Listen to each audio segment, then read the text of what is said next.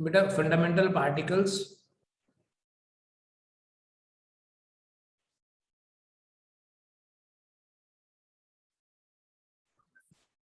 मतलब वो पार्टिकल्स जिनसे मैटर बना हुआ है। अभी तक हम डील कर रहे थे with electron, proton and neutron only, but I gave you an idea about quarks also. अब in reality more than 30 about 35 elementary particles जो हैं वो डिस्कवर कर लिए गए हैं। इन एलिमेंट्री पार्टिकल्स को ब्रॉडली हम कैटेगराइज करते हैं एज फर्माइंस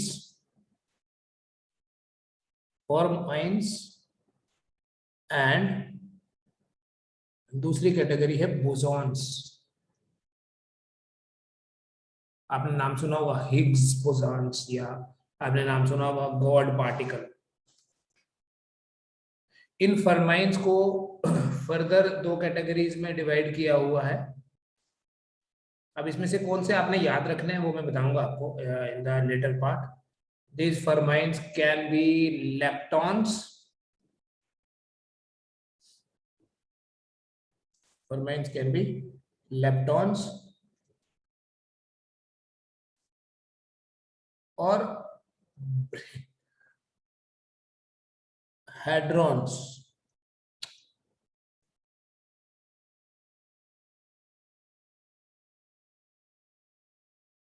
और इन हेड्रॉन्स को फर्दर दो कैटेगरीज में क्लासिफाई किया है। This is a subject of research which keeps on going. Hadrons की दो कैटेगरीज हैं, one category is ब्रेयॉन्स,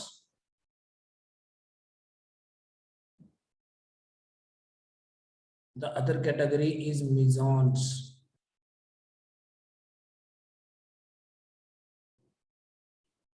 and bosons का जो क्लासिफिकेशन है वो भी डिवाइडेड है। वी हैव बोसॉन्स कैटेगरी, वो पार्टिकल्स जैसे फोटॉन्स हो गए। इसी कैटेगरी में वी हैव डब्ल्यू बोसॉन्स, नाम है ये। We have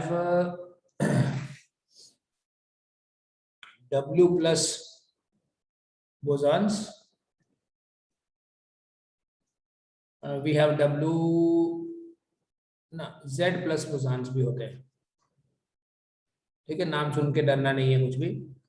and there is another category called as ग्लूकॉन्स।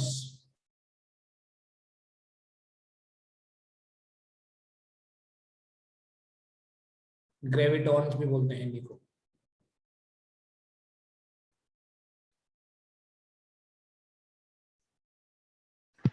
कहाँ किसका क्या रोल है वो भी हम समझेंगे। लेप्टॉन्स फंडामेंटल पार्टिकल्स हैं, एंड लेप्टॉन्स की कैटेगरी में हम एक पार्टिकल से डील करते हैं in our daily study, that is electron. Electron जो है that comes under the category of leptons. इसी कैटेगरी में देयर इज अनदर पार्टिकल जिसका नाम है म्यूऑन। मैं आपके साथ एक लिस्ट शेयर कर दूंगा इसके बाद at the end of this class, वो वाले आपने याद रखने हैं सारे। इलेक्ट्रॉन्स है, म्यूऑन्स है, there is a category of part. Muon is like mu, meson और म्यूऑन में फर्क है। There is a category of elementary particle जिनका नाम ही टाउ है,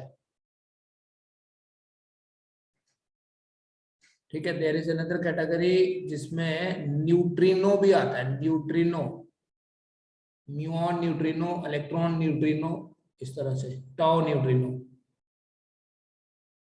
muon neutrino,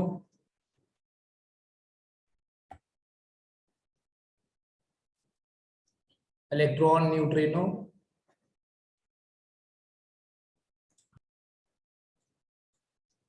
tau neutrino. Baryons की कैटेगरी में जो हमारे काम के हैं, ब्रेयॉन्स की कैटेगरी में we have protons and neutrons. हम जिसके साथ फेमिलियर है वो थोड़ा सा आपको अजीब नहीं लगेगा सुनने में, बाकी आपको ऐसे डिफरेंट से वो दिखेंगे।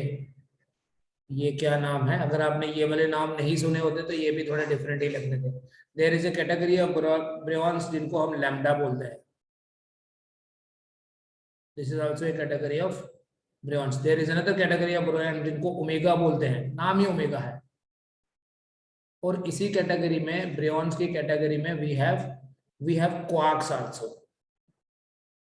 क्वार्क्स इसी कैटेगरी में आते हैं। And you know there are 6 types of quarks. अब वो नाम भी यहां लिखूंगा तो थोड़ा ज्यादा हो जाएगा। पता है कौन से?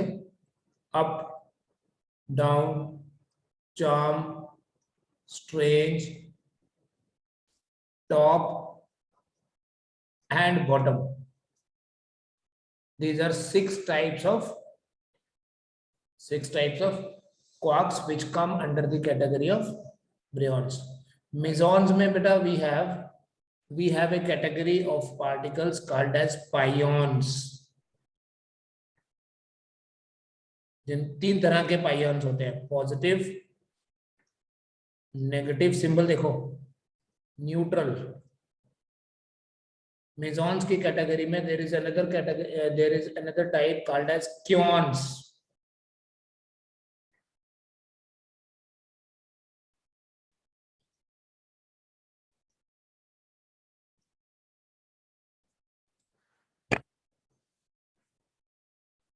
ठीक है, एंड ये तो पार्टिकल हैं, ऐसे बहुत सारे और भी हैं। ठीक है, will not name everything and सारे के सारे यहाँ कंफ्यूजन ही क्रिएट करेंगे। हम किस किस से डील करेंगे मैं वो थोड़ा सा आपको सर्कल करके बता देता हूँ, हमारे लिए यूजफुल क्या है। इन the category of leptons we'll be dealing with electrons. In the category of bryons we deal with protons, we deal with neutrons, and briefly we discuss the nature of these quarks also. फिर मेसॉन्स की category में बेटा हम ये पाइons के बारे में थोड़ा सा देखेंगे। These are important particles. Bosons में आपको पता है फोटॉन्स, जब आप फोटो इलेक्ट्रिक इफेक्ट पढ़ोगे, लाइट को रिप्रेजेंट करते हैं as particles, and these particles of light are called as photons. तो ये कुछ पार्टिकल्स हैं बेटा, कुछ मैंने पूरी लिस्ट नहीं लिखी। इसी में जैसे बोसॉन्स होते हैं ना, तो दिस इज, मैंने आपको बोला this is subject of research, and recently इसी कैटेगरी में हिग्स बोसॉन्स को डिस्कवर किया गया, which is called as also called as God's particle। 3 American scientist थे जिन्होंने इसको स्टडी, इसके बारे में स्टडी किया और उसको नाम दे दिया गॉड्स पार्टिकल, जिसका मतलब क्या है, it is the smallest particle. ठीक है, the smallest particle known till date is Higgs boson. ये जो पार्टिकल्स हैं इनका रोल क्या है, अगर आप इनके नाम देखें, नाम देखने से आपको काफी सारी चीजें नहीं पता चलेगी, बट समटाइम्स अगर आप ध्यान से थोड़ा ऑब्जर्व करें, जैसे ये ग्लूकॉन है, ग्लू वर्ड से निकला है, चिपकना। ग्रेविटॉन भी बोलते हैं इनको, ग्रेविटेशनल फोर्स। बेटा हर एक फोर्स जो नेचर में एग्जिस्ट करती है वो किसी ना किसी तरह की एक्सचेंज फोर्स होती है। क्या होती है? एक्सचेंज, मतलब किसी पार्टिकल का एक्सचेंज होता है बिटवीन 2 ऑब्जेक्ट्स, एंड उन जैसे जैसे इलेक्ट्रोस्टैटिक फोर्स होती है due to the interaction of electrons. ठीक है, इलेक्ट्रॉन निकलेंगे, पॉजिटिव चार्ज ने, अदरवाइज कोई भी एटम अपनी नेचुरल स्टेट में इलेक्ट्रिकली न्यूट्रल होता है। So some kind of particle interaction is involved, which is responsible for any kind of force, and corresponding to every particle there is an anti-particle also। ठीक है, ये मैं list save करता हूं।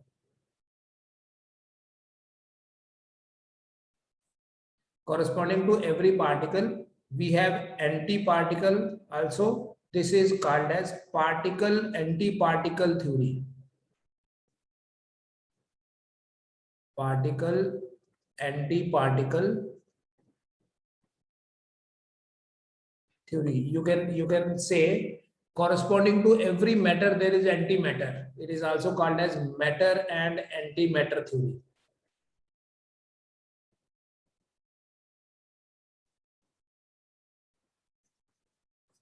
ठीक है, अब ये एंटी पार्टिकल क्या होता है वो समझना.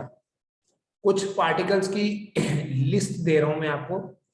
ठीक है, you need to remember those particles जो हम लेटर पार्ट में यूज भी करेंगे इसी चैप्टर में.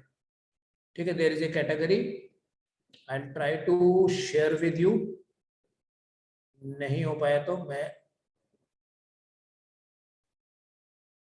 पीडीएफ शेयर कर दूंगा आपके साथ बाद में. ठीक है, बट मैं समझाऊंगा ये पार्टिकल्स हैं क्या और इनका रोल क्या है.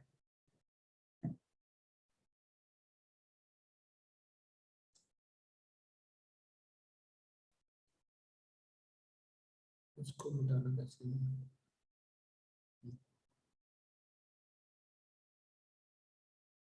तो ये पार्टिकल्स बेटा जो आपने कुछ याद रखने वाले पार्टिकल्स हैं. That some of those particles are like electron. आपको बेटा अभी जो मैंने इतना बड़ा आपको ये टेबल बना के बताया ना, उससे आप एक चीज जान लें. हाँ आएगा बेटा, डोंट वरी. पॉजिट्रॉन क्या होता है अभी बताऊंगा, इसके बाद वही बताने लगा. इलेक्ट्रॉन एक फंडामेंटल पार्टिकल है. मतलब इलेक्ट्रॉन का फर्दर डिवीजन नहीं होता. आल्दो प्रोटॉन्स और न्यूट्रॉन्स जो कि ब्रियॉन्स या हेड्रॉन्स की कैटेगरी में आते हैं, they are made up of quarks. But electron comes under the category of leptons. और लेप्टॉन्स जो हैं ये फंडामेंटल पार्टिकल्स हैं. ठीक है, so most fundamental particle is electron and this electron was discovered in 1897 by Thomson. पता है ना, 1897 में इलेक्ट्रॉन को थॉमसन ने डिस्कवर किया था. इलेक्ट्रॉन का बेटा जो चार्ज है दैट इज 1.6 इंटू 10⁻⁻19 कूलम. और इलेक्ट्रॉन का जो मास है that is 9.1 into 10⁻31 kg. Nothing new in this, you already know about it. But इसी इलेक्ट्रॉन का जो एंटी पार्टिकल है, that anti particle is not proton, it is called as positron.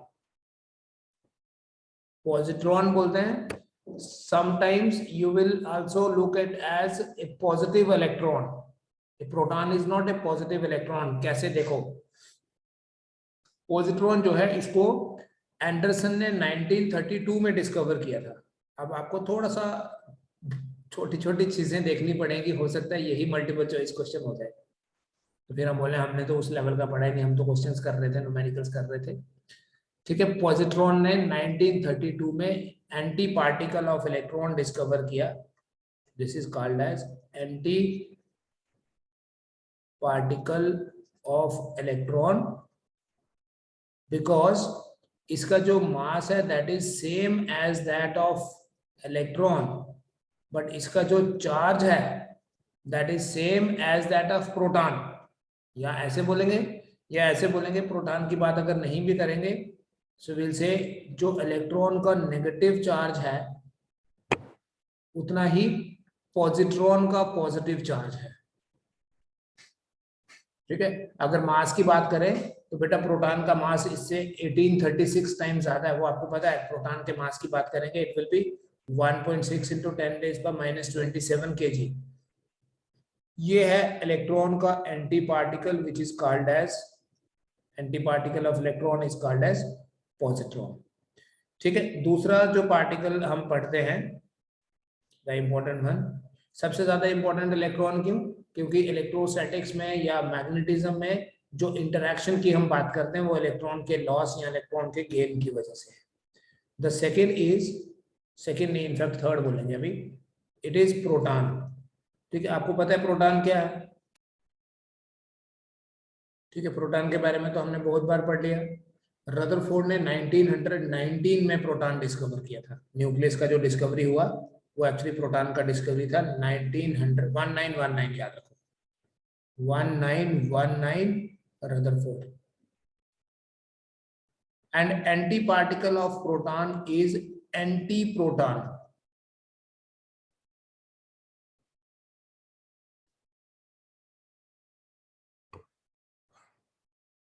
Anti proton को, जैसे proton के लिए हम लिखते हैं P+, एंटी प्रोटॉन के लिए लिखेंगे P-। Now you make up an idea, जैसे इसका चार्ज है 1.6 इंटू 10⁻⁻19 कूलम, इसका चार्ज होगा -1.6 into 10⁻⁻19 coulomb.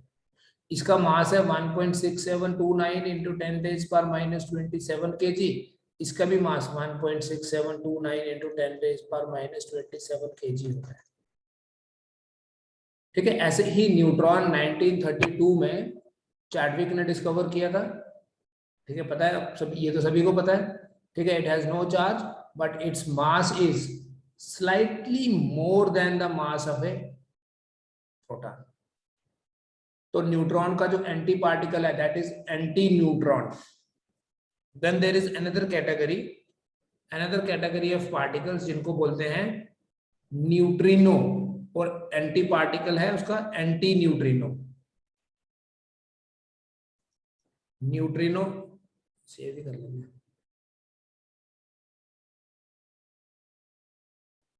Neutrino and anti neutrino.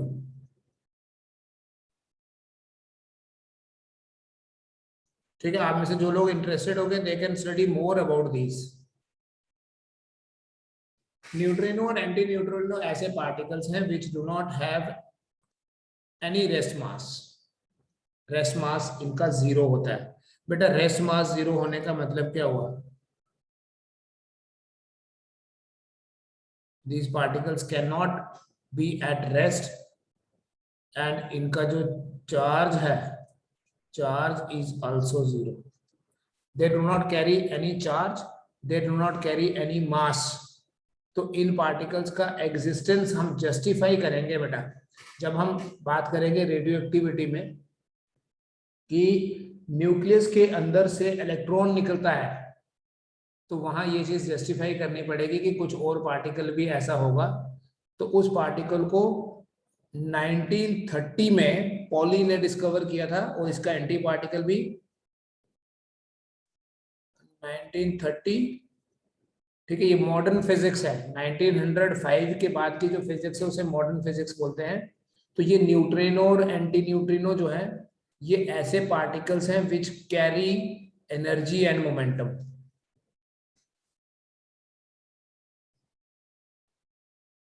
Carry energy and momentum. बेटा आपको बेसिक लॉज ऑफ फिजिक्स पता है। We have law of conservation of charge, law of conservation of mass, law of conservation of energy, law of conservation of linear momentum and angular momentum. तो हुआ क्या, जब next part में पढ़ने वाले हम, जब न्यूक्लियस के अंदर से एक इलेक्ट्रॉन निकला तो इट वाज थॉट कि कोई और ऐसे पार्टिकल्स भी होने चाहिए जो एनर्जी और मोमेंटम कैरी कर रहे हैं, क्योंकि जो प्रोडक्ट यहाँ बना हमारे पास उस प्रोडक्ट का मोमेंटम कम है, तो बाकी मोमेंटम कहाँ गया? देन इट वाज सीन कि और बड़े सारे पार्टिकल्स होते हैं, एंड 2 ये पार्टिकल डिस्कवर हुए जिनको बोलते हैं न्यूट्रिनो, और उसका एंटी पार्टिकल है anti neutrino. No charge, no mass, they are just energy. ठीक है, एंड एंटी पार्टिकल 1956 में इसको डिस्कवर किया था। इसके बाद हिस्टोरिकल बैकग्राउंड बड़ा ज्यादा इंपॉर्टेंट भी नहीं है, बट आप एक बार लिस्ट देख लेना बस, जो मैं शेयर करूंगा आपके साथ। उसके बाद बेटा मिजॉन्स का एग्जिस्टेंस 1935 में एक साइंटिस्ट थे योकावा के नाम से, बताता हूँ। एक जापानीज साइंटिस्ट थे जिनका नाम था योकावा। He tried to explain a force which is responsible for the stability of nucleus.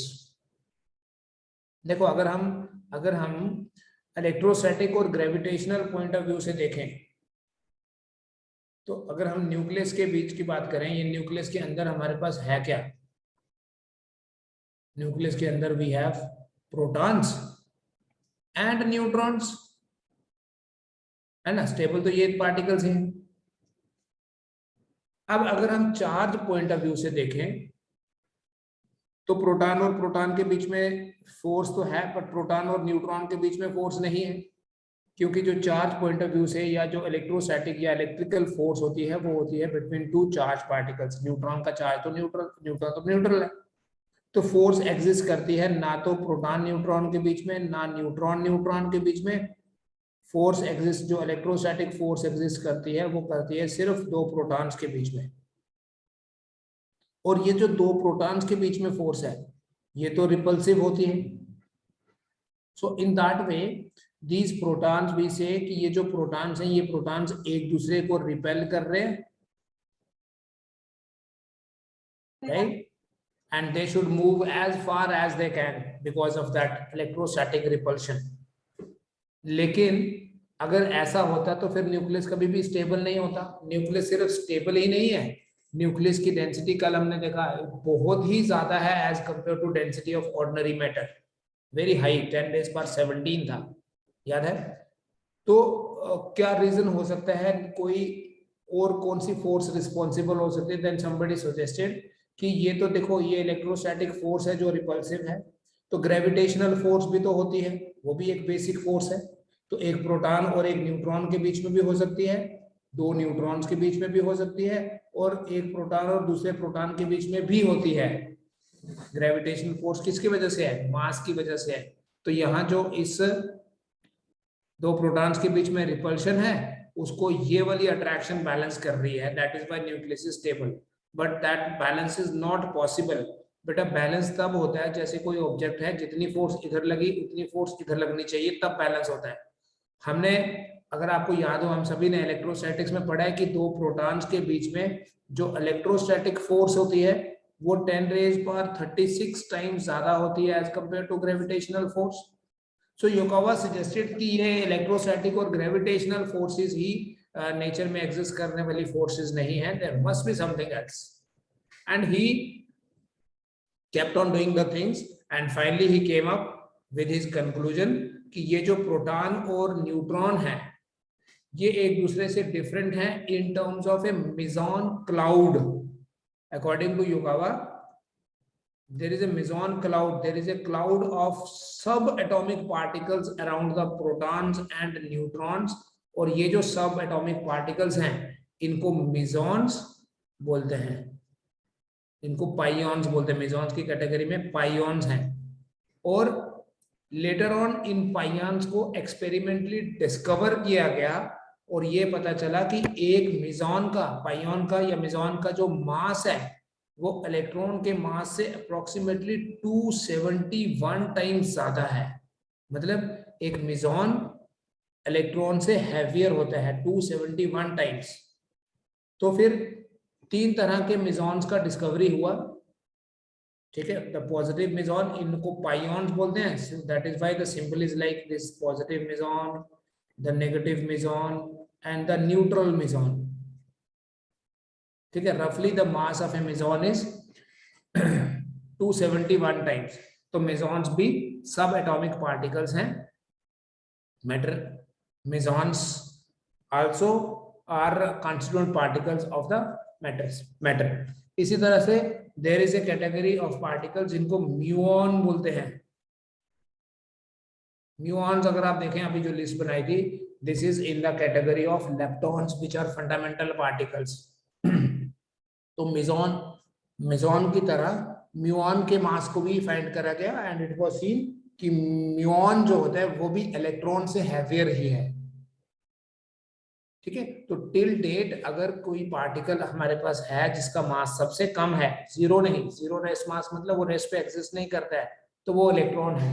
तो ये जो पार्टिकल्स हैं दीज पार्टिकल्स मेसॉन्स, पाइऑन्स या ऐसे म्यूऑन्स भी पता चले, और म्यूऑन्स भी हैं, ऐसे पॉजिटिव म्यूऑन को ये ऐसे रिप्रेजेंट करते हैं, म्यू से रिप्रेजेंट करते हैं, जैसे पाइऑन को पाई से, ठीक है। तो इसके ज्यादा डिटेल्स में नहीं जाएंगे, इतने पार्टिकल्स को आप देख लीजिए, मैं लिस्ट शेयर कर दूंगा। Now, why these particles? Why we are studying about these particles? मैंने आपको थोड़ा सा आइडिया तो दे ही दिया कि न्यूक्लियस के अंदर जो पार्टिकल्स हैं चार्ज पॉइंट ऑफ व्यू से या मास के पॉइंट ऑफ व्यू से वो न्यूक्लियस की स्टेबिलिटी का कारण नहीं हो सकते। So what is the reason behind this nuclear stability? The answer is nuclear force. Nuclear force जो है वो न्यूक्लियस की स्टेबिलिटी का कारण है, और सिर्फ स्टेबिलिटी का कारण ही नहीं है, न्यूक्लियस की डेंसिटी इतनी ज्यादा है because of these nuclear forces, because nuclear forces are the strongest forces in nature. Nature की सबसे स्ट्रॉन्ग फोर्स जो है that is the nuclear force. ठीक है, इट इज अबाउट 100 टाइम्स, दो प्रोटॉन्स के बीच में जो न्यूक्लियर फोर्स होती है वो अबाउट 100 टाइम्स ज्यादा होती है as compare to the electrostatic force. And similarly आप इसकी स्ट्रेंथ को ग्रेविटेशन के साथ कंपेयर करोगे तो ये तो बहुत ही ज्यादा हो जाएगी। ये जो न्यूक्लियर फोर्स है बेटा, ये चार्ज पे डिपेंड नहीं करती, इंडिपेंडेंट ऑफ चार्ज, एंड ये मास पे भी डिपेंड नहीं करती।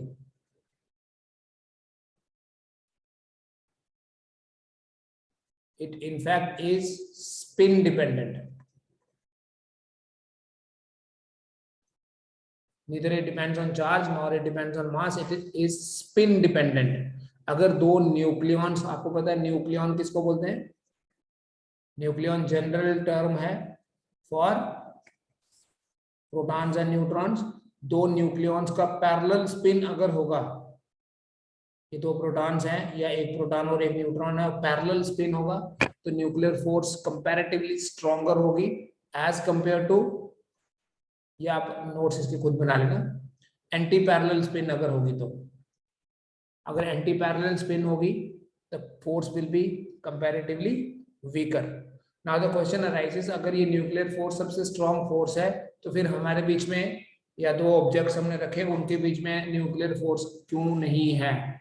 हमें डेली लाइफ में ग्रेविटेशनल फोर्स का इफेक्ट तो पता चलता है कि हम एक ऑब्जेक्ट यहाँ रखते हैं फॉल्स डाउन, हमें मैग्नेटिक फोर्स का इफेक्ट पता चलता है, हमें इलेक्ट्रोस्टैटिक फोर्स का पता चलता है इफेक्ट। न्यूक्लियर फोर्स का हमें नहीं पता चल रहा क्योंकि न्यूक्लियर फोर्स एक शॉर्ट रेंज फोर्स है। ये इसकी एक इंपॉर्टेंट प्रॉपर्टी है कि nuclear force is A short range force only, जिसका मतलब ये है that it is effective within the nucleus only।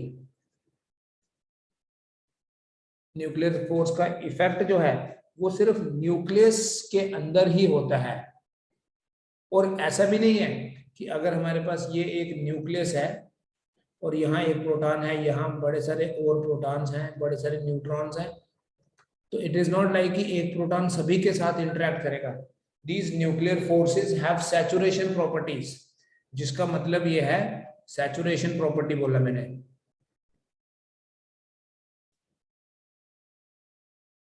जिसका मतलब यह है कि एक न्यूक्लियॉन सिर्फ उन्हीं न्यूक्लियॉन्स के साथ इंटरेक्ट कर सकता है जो उसके क्लोज नेबरहुड में होंगे। न्यूक्लियर मतलब प्रोटॉन और neutron can interact only with those nucleons which are in its close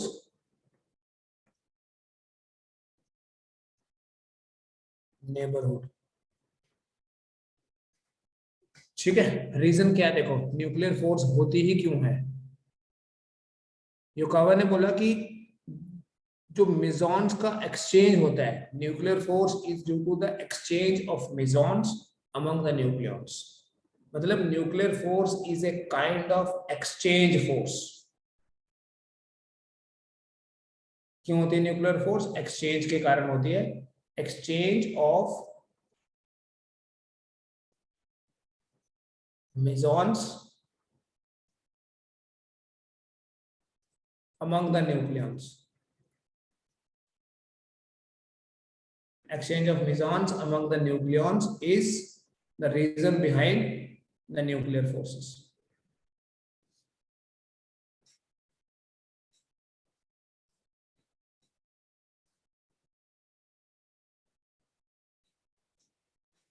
mesons का एक्सचेंज होता है। अब mesons के एक्सचेंज होने के कारण बड़ा अनयूजुअल एक प्रोसेस है। न्यूक्लियस के अंदर एक प्रोटॉन जो है वो परमानेंटली प्रोटॉन नहीं होता है, और एक न्यूट्रॉन जो है वो परमानेंटली एक न्यूट्रॉन नहीं होता है. The number keeps on changing. The proton gets converted into neutron gets converted into proton. The process is like this. exchange का मतलब क्या, देखो अगर किसी प्रोटॉन में कोई न्यूट्रल मेसॉन नेगेटिव मेसॉन आ जाए, इट बिकम्स ए न्यूट्रॉन. और अगर किसी न्यूट्रॉन में कोई पॉजिटिव मेसॉन आएगा, it will become a proton. Of course, some energy release. There are so many complex processes. ये थोड़ा सा सिंपल करके बता रहा हूँ. When a negative meson is added to a proton, we get a neutron, and when a positive meson is added to, इसको बोलते हैं प्रोटॉन न्यूट्रॉन इंटरैक्शन, और इसको बोलते हैं न्यूट्रॉन प्रोटॉन, या इसको भी प्रोटॉन न्यूट्रॉन. लेकिन अगर किसी प्रोटॉन में कोई न्यूट्रल मेसॉन आता है, इट विल रिमेन प्रोटॉन. या न्यूट्रॉन में न्यूट्रल मेसॉन आता है, it will remain A neutron only. ठीक है, ये मॉडर्न फिजिक्स के कॉन्सेप्ट्स हैं बेटा. यू हैव टू अंडरस्टैंड कि हम कोई साइंटिफिक रिसर्च टाइप यहाँ स्टडी नहीं कर रहे हैं. वी आर जस्ट स्टडी जो हमारे काम का होगा. ठीक है, हम उसको एक्सेप्ट करेंगे इन्फॉर्मेशन को. This is called as proton proton interaction, neutron neutron interaction. इसका मतलब यह है कि न्यूक्लियर फोर्स प्रोटॉन और न्यूट्रॉन के बीच में भी है, प्रोटॉन और प्रोटॉन के बीच में भी है, न्यूट्रॉन प्रोटॉन तो वही हुआ, न्यूट्रॉन और न्यूट्रॉन के बीच में भी हुआ. ठीक है, द इंपॉर्टेंट क्वेश्चन अराइजेस कि ये न्यूक्लियर फोर्स जो है ये अट्रैक्टिव है या रिपल्सिव है. न्यूक्लियर फोर्स की जो नेचर है वो अट्रैक्टिव है या रिपल्सिव है. अगर अट्रैक्टिव है तो सारे के सारे न्यूक्लियॉन्स जो है वो तो पूरे ऐसे दे शुड स्टिक टुगेदर, और वो अलग अलग होने ही नहीं थे because of that strong attraction. और अगर रिपल्सिव है, देखो एक तरफ क्या लिखा, नेचर की सबसे स्ट्रॉन्ग फोर्स. सो अट्रैक्टिव या रिपल्सिव. अगर अट्रैक्टिव है तो nucleons would have like combined, और अगर रिपल्सिव है तो they should have moved far away. जो न्यूक्लियर फोर्स की नेचर है बेटा, वो आप ऐसे समझ सकते हो जैसे एक बॉल होता है ना, क्रिकेट खेलते हैं वो कॉस्को वाला टेनिस वाला बॉल, उस बॉल की जो नेचर है वही न्यूक्लियर फोर्सेस की नेचर है. अगर हम उसको स्क्वीज करते हैं तो वो वापस आ जाता है, और अगर हम उसको स्ट्रेच करते हैं ऐसे, तब भी वो वापस वैसे ही हो जाता है. मतलब स्प्रिंग समझ लो. जा you keep a spring in your mind कि ये एक स्प्रिंग है हमारे पास. इस स्प्रिंग की जो डिफरेंट टर्न्स है, ये इक्विलिब्रियम पोजीशन है स्प्रिंग की. इस स्प्रिंग की टर्न्स ना तो एक दूसरे को अट्रैक्ट कर रही है ना रिपेल कर रही है, बोले कि कोई फोर्स नहीं है. बट थिंक कि हमने इस स्प्रिंग को थोड़ा सा स्ट्रेच किया और फिर छोड़ दिया. जब इसको स्ट्रेच करके छोड़ दिएगा तो क्या होगा, ये वापस वैसा हो जाएगा. बड़ा ज्यादा नहीं, डिस्टेंस ज्यादा नहीं बढ़ाना है. शॉर्ट रेंज का क्या मतलब है, effective for shorter distances only. और ऐसे ही अगर मैं इसको प्रेस कर दूं, इधर से ऐसे प्रेस कर दूं और छोड़ दूं, even then it will come back. So that means अगर एक पर्टिकुलर डिस्टेंस पे, देखो न्यूक्लियर फोर्सेस के नेचर एक ग्राफ की हेल्प से समझते हैं. आप में से कुछ लोगों ने ग्राफ देखा भी है व्हेन वी डिस्कस कौन सी force, इंटरएटॉमिक and intermolecular forces.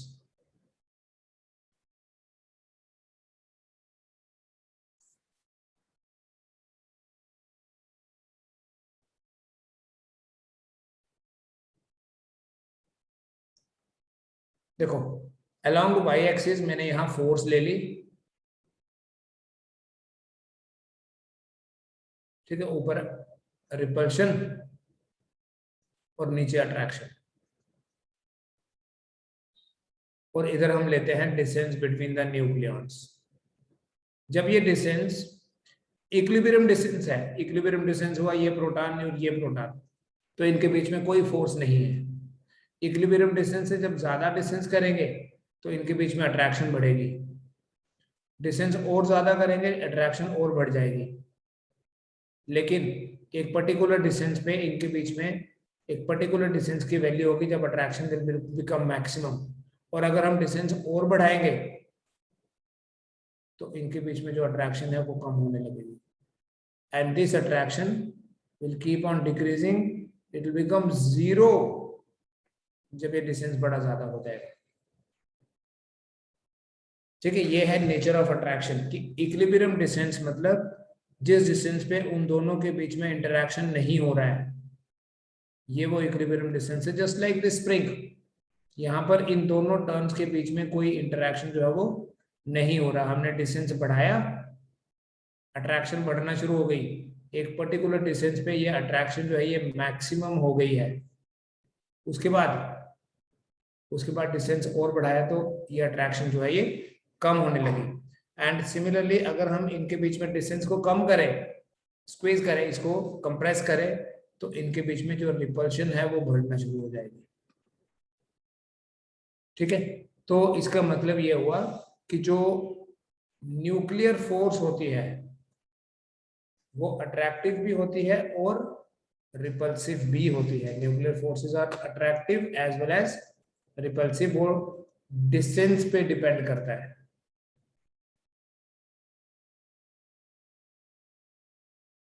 Nuclear forces are attractive as well as repulsive. ठीक है, if r is equal to r0 तो फोर्स 0 होगी। r0 is the equilibrium distance. अगर हम डिस्टेंस इक्विलिब्रियम डिस्टेंस से ज्यादा कर देंगे तो f बिकम्स अट्रैक्शन, बट ये चीज ध्यान में रखना, बड़ा ज्यादा करेंगे तो वो फिर 0 हो जाएगी।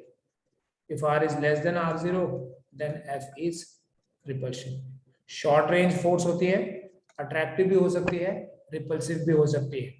डिस्टेंस डिपेंडेंट है, स्पिन डिपेंडेंट है, नेचर उसकी डिस्टेंस डिपेंडेंट है और स्ट्रेंथ उसकी स्पिन डिपेंडेंट है। नेचर मतलब अट्रैक्टिव या रिपल्सिव होना, वो किस पे डिपेंड करेगा? डिस्टेंस पे। ठीक है, नेचर की सबसे strong force, and what is the reason? The reason is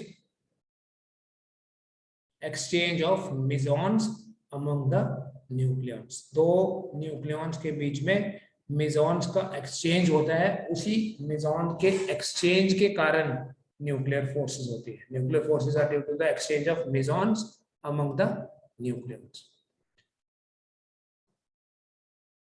ठीक है बेटा, नेक्स्ट इसमें there is a term called as mass defect. Mass defect सिर्फ न्यूक्लियर मैटर में ही होता है। क्या होता है देखो, मास डिफेक्ट का मतलब क्या है? मान लीजिए ये न्यूक्लियस है, किसी भी एलिमेंट का ये न्यूक्लियस है और इसका मास हमने फाइंड किया, ये मास है 2 kg। सपोज kg में खाली एग्जांपल लेकर बता रहा हूँ।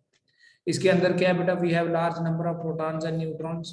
हमने इन सबको अलग अलग इनका मास फाइंड किया, एंड लेट अस से वो मास जो ऐड होके बना वो 2.1 kg आया। नाउ द क्वेश्चन अराइजेस, हमने ये जो न्यूक्लियर मैटर था इसी को कंबाइन किया तो न्यूक्लियस बना दिया, तो मास कम हो गया। मतलब जो रेस्ट मास होता है, the rest mass of nucleus is always less than the sum of masses of protons and neutrons. The difference is known as mass effect. अब ये क्यों होता है? देखो, इतने सारे न्यूक्लियॉन्स को कंबाइन करके जब न्यूक्लियस बना, a lot of energy is spent। तो वो एनर्जी कहां से आई? यही वाला मास कम होके एनर्जी में कन्वर्ट हुआ। जैसे ये 2 है और ये 2.1 है और ये 2 है, बाकी जो 0.1 kg था that gets converted into energy to hold the nucleons। तो कोई एलिमेंट है मेरे पास जैसे XZA, इसमें बेटा मास डिफेक्ट देखो कैसे होता है। मास डिफेक्ट को कैसे एक्सप्रेस करते हैं? Let MP is the mass of a proton and Mn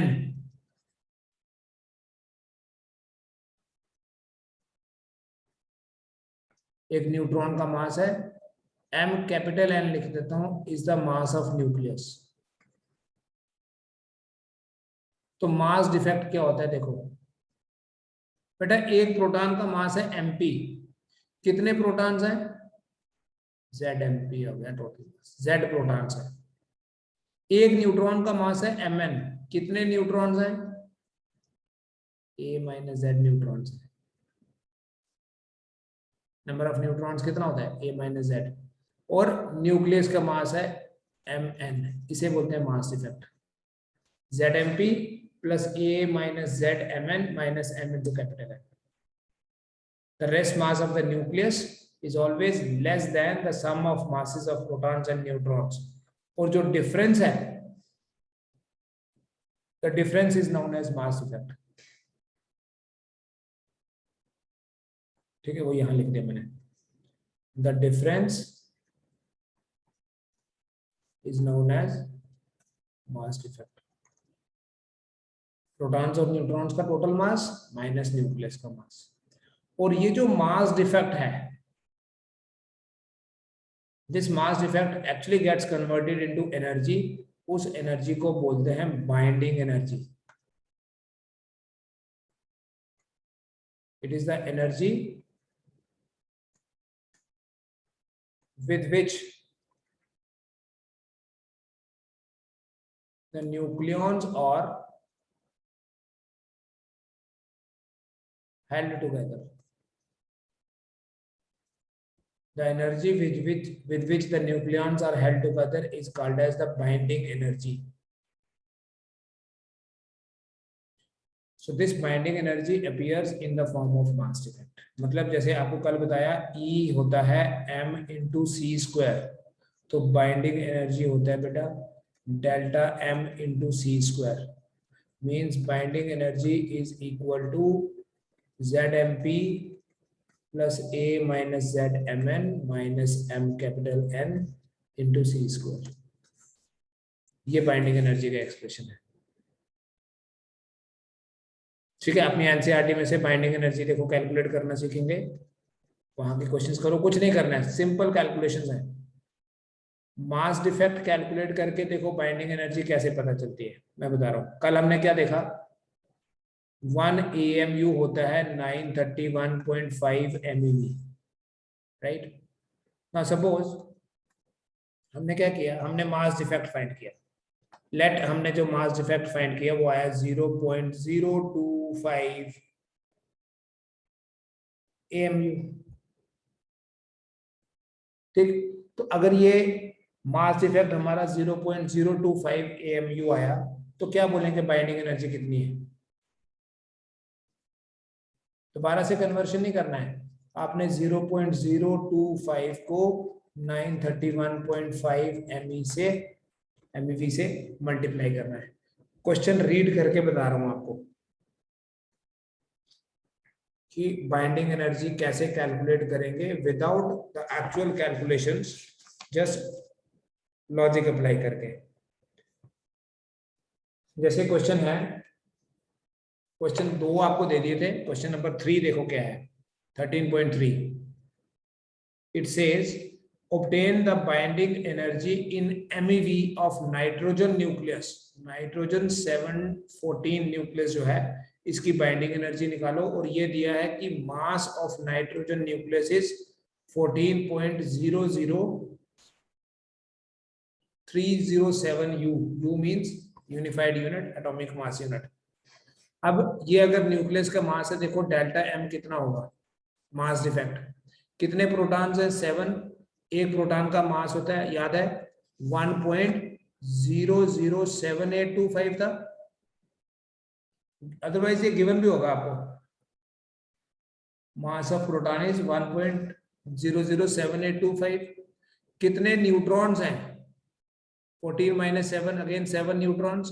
एक न्यूट्रॉन का मास होता है 1.008665 है, माइनस 14.00307। तो ये आपके पास जो वैल्यू आएगी, इन दोनों को ऐड कर लेना, -14, जो भी आपके पास वैल्यू आएगी वो वैल्यू आएगी इन AMU। फिर उस वैल्यू को 931.5 से मल्टीप्लाई कर लो तो आपके पास बाइंडिंग एनर्जी आ जाएगी किसमें? MEV में। ठीक है, तो आज के लिए आपका एक क्वेश्चन और हो गया। So now you have 3 questions in the pipeline जो आपने करके भेजने हैं। ठीक है, इतना करिए। कल हम एवरेज बाइंडिंग एनर्जी की बात करते हैं। जल्दी ही हम इसको खत्म करेंगे और स्टार्ट करेंगे अपना main chapter magnetic effect of current.